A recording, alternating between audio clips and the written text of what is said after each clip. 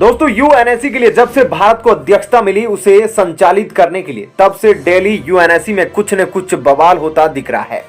और इसी क्रम में रूस ने चीन को सीधे सीधे शब्दों में अल्टीमेटम दिया है कि वह किसी भी हालत में भारत के वीटो के लिए ना नहीं कहेगा। रूस ने यह भी कहा कि चीन अगर अपना स्वार्थ छोड़ दे तो भारत को निश्चित रूप से वीटो मिल जाएगा। अभी हाल ही में जो त्वांग कांड हुआ था उसमें आप सोच रहे होंगे कि रूस ने किसका साथ दिया था, तो वह हम आपको डिटेल में बताएंगे। लेकिन अभी यूएनएससी में पूरे दिसंबर तक भारत को जो अध्यक्षता मिली है उसमें भारत पूरी तरह से दबाव बना रहा है चीन पर कि वो भारत को वीटो दिला दे अगले सत्र में। लेकिन चीन ने अभी तक ऐसा कोई भी संकेत नहीं दिया है कि वह भारत को वीटो देगा। और इसी क्रम में रूस ने भी अपने साथी भारत के लिए कहा कि वह भारत के साथ मित्रता नहीं छोड़ेगा। और अगर चीन के पास यह वीटो पावर है कि वह भारत को वीटो नहीं दे सकता तो भारत भी उसे एमटीसीआर किसी भी भूमिका में नहीं देगा। यानी अगर साफ साफ बोले तो रूस ने चीन को सीधे कहा कि यूएनएससी में भारत को वीटो दो, तभी एमटीसीआर जो कि आज के डेट में सबसे पावरफुल ऑर्गेनाइजेशन है उसके बिना आर्मी अधूरी है, तभी चीन को पावर मिल सकती है और वीटो में मेंबरशिप मिल सकती है या फिर वीटो मिल सकता है। जब भारत को यूएनएससी में वीटो दिलाएगा तो आप समझ सकते हैं कि रूस ने कितना बड़ा साथ दिया है भारत का। अब जब त्वांग कांड हुआ है या किसी भी दो देशों के बीच झगड़ा हुआ है तो बाकी देश जरूर बीच में आते हैं। तो इसी क्रम में आप सोच रहे होंगे कि रूस किसका साथ देगा, तो आपको डिटेल में बता देते हैं। दोस्तों जब दो लोगों में लड़ाई होती है तो किसी तीसरे को बीच में आना पड़ता है उनकी लड़ाई को शांत कराने के लिए। तो रूस भी उसी तीसरे व्यक्ति की तरह है जो चाइना और भारत के बीच की लड़ाई को शांत करने में अहम भूमिका निभा रहा है। दोस्तों आपको बता दें कि अमेरिका और चीन के बीच में बात नहीं बन रही, तो ऐसे में अमेरिका खुलकर भारत के साथ खड़ा है। इसका मतलब यह है कि अमेरिका तो बीच बचाव करने के लिए आ नहीं सकता और वहीं दूसरी तरफ पाकिस्तान की चीन से अच्छी बातचीत है जो कि पहले से ही भारत का दुश्मन है और इस वजह से पाकिस्तान भी चीन और भारत के बीच बचाव करने नहीं उठेगा।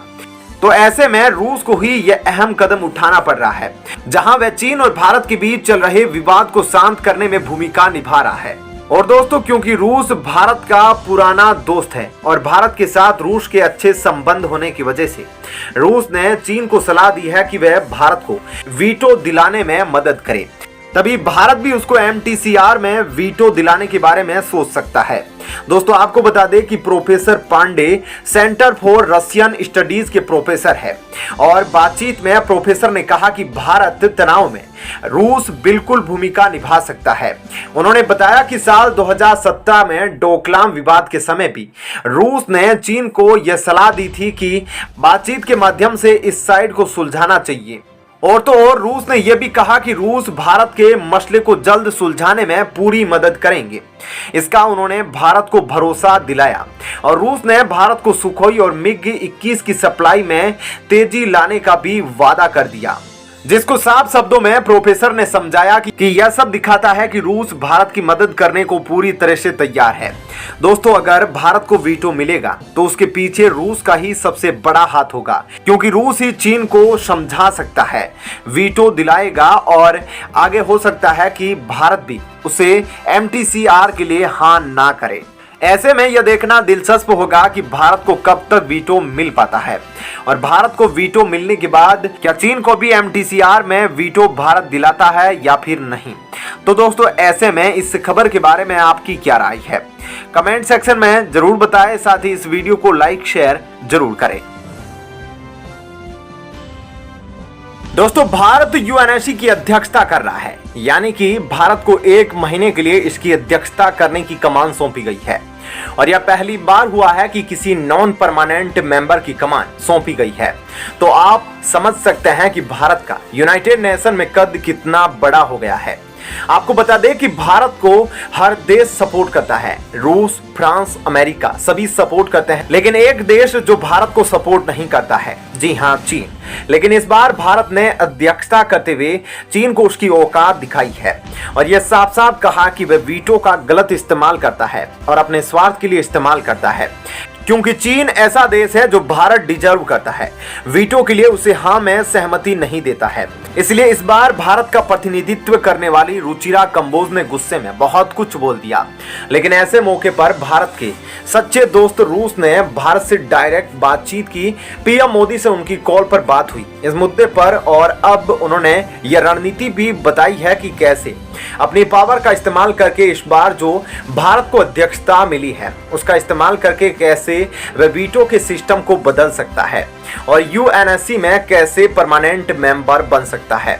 आपको बता दें कि रूस के राष्ट्रपति ने यह साफ साफ कहा है कि आज की डेट में यूएनएससी से भी ज्यादा पावरफुल एमटीसीआर है और G20 है, क्योंकि G20 में कुछ बड़े डेवलप्ड नेशन भी है जैसे कि ऑस्ट्रेलिया है, अफ्रीका के कुछ देश है, यूएनएससी में नहीं है। इसलिए रूस ने भारत को सजेशन दिया है कि वह साफ धमकी दे सकता है कि वह यूएनएससी छोड़ देगा और जो भारत के अच्छे दोस्त हैं उनके सपोर्ट के साथ भी यूएनएससी को भंग करा सकता है। और यहीं कुछ रुचिरा कंबोज ने भी अपने भाषण में कहा। तो आप समझ सकते हैं कि मोदी पुतिन की जो बातचीत है उसने दुनिया में खलबली मचा दी है। अब देखना यह होगा कि चीन इस पर क्या कुछ रवैया अपनाता है। और अभी हाल ही में कुछ दिन पहले रूस 28 देशों से भारत के लिए लड़ लिया था और भारत को थैंक यू भी बोला था। जी हाँ, रूस ने भारत को थैंक यू इंडिया बोलकर संबोधित किया था। ऐसा क्यों किया था रूस ने, वह भी हम आपको आगे डिटेल में बताते हैं। और उसने 28 देशों से लड़कर यह दिखाया था कि भारत और रूस की दोस्ती कभी नहीं टूटेगी। दरअसल रूस भारत के उस फैसले से खुश है जिसमें भारत ने G7 और यूरोपियन यूनियन द्वारा बनाए गए नियम कानूनों को मानने से इनकार कर दिया था। इसके बाद रूस के उप प्रधानमंत्री ने भारत का शुक्रिया अदा किया है। ऐसे में भारत ने दिखा दिया कि विश्व की राजनीति में भारत पर कोई भी प्रभाव नहीं बना सकता। रूस पर लगाए गए ऑयल कैप प्राइस को मानने से भारत ने इनकार कर दिया और भारत ने साफ तौर पर कह दिया कि वह रूस से पहले की तरह ही खरीदारी करता रहेगा। पहले भी भारतीय विदेश मंत्री एस जयशंकर ने यह साफ कह दिया था कि भारत उसी से तेल खरीदेगा जिससे उसे सस्ता मिलेगा और जिससे भारत को फायदा होगा। ऐसे में भारत के इस जज्बे को देखकर रूस ने सलाम किया है और रूस की ओर से यह कहा गया कि रूस भारत के इस फैसले का स्वागत करता है, क्योंकि भारत ने रूस पर लगे प्राइस कैप का समर्थन नहीं किया और भारत इस वक्त रूस से रोजाना 1 billion barrel crude oil import कर रहा है। वहीं रूस की तरफ से प्रतिदिन 5 बिलियन बैरल क्रूड ऑयल दुनिया के कई देशों में प्रतिदिन बेचा जा रहा है। उनमें भारत अकेला ही तकरीबन 20% की खरीदारी कर रहा है। इसलिए रूस ने भारत को ऑयल सप्लाई करने के लिए खुद के शिपमेंट का इंतजाम भी कर दिया है। वहीं तुर्की ने जहां एक तरफ रूस से आ रही कई शिपमेंट को इंश्योरेंस ना करके रोक रखा था, क्योंकि उन शिपमेंट में मौजूद सामान तेल को रूस महंगे दामों पर बेच रहा था। लेकिन तुर्की द्वारा शिपमेंट रोके जाने पर यूरोपीय देशों को भी तेल की सप्लाई मिलना बंद हो गई। ऐसे में यूरोपीय देशों का यह फैसला अब उन्हीं पर भारी पड़ रहा है और रूस ने यह दिखा दिया कि चाहे कोई देश कुछ भी कर ले, वह सभी देशों से बढ़ के हैं। ऐसे में आपका इस खबर पर क्या कहना है, कमेंट सेक्शन में जरूर बताएं।